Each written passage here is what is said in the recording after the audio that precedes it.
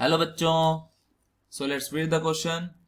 What ratio by mass the gases CO and 2-butene C4H8 be mixed in a vessel so that they cause same partial pressures? Okay, so the key concept of our question is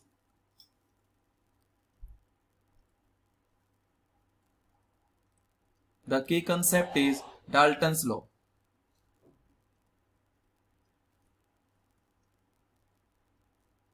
Dalton's law.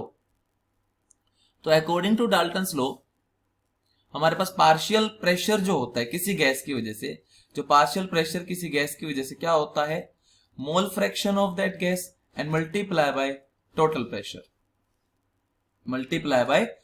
Pressure, और हमें दिया हुआ है कि दोनों gases का जो total pressure है, जब उनको मिक्स करेंगे दोनों गैसेस का जो टोटल प्रेशर रहेगा वो सेम ही रहेगा, क्योंकि दोनों गैसेस है दोनों को मिक्स किया हो तो total pressure will be same.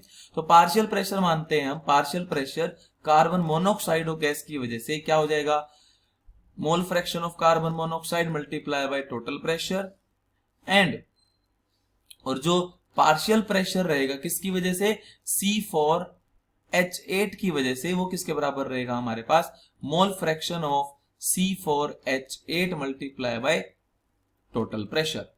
That is equation number 1 and that is equation number 2। इन दोनों को क्या करते हैं, इक्वेट करते हैं, क्योंकि इनका पार्शियल प्रेशर क्या बोला उसने, सेम हो जाएगा, सेम पार्शियल प्रेशर।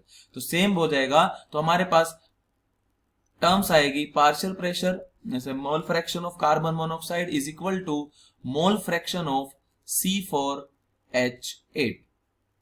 मोल फ्रैक्शन का फॉर्मूला क्या होता है, the number of mole of that gas divide by total number of moles, यानी total number of moles.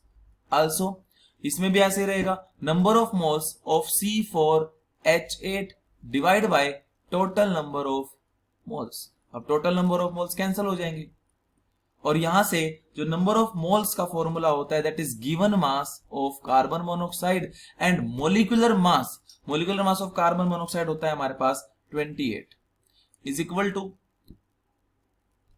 Given mass of C4H8 divide by molecular mass that is 58।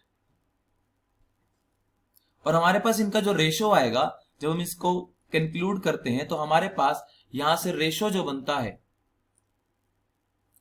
The ratio will be that is carbon monoxide का mass upon C4H8 का जो mass है that is equal to 28 upon 58 which will be 1/2। So the ratio will be 1:2। So our correct option will be third 1:2। I hope you will understand it well.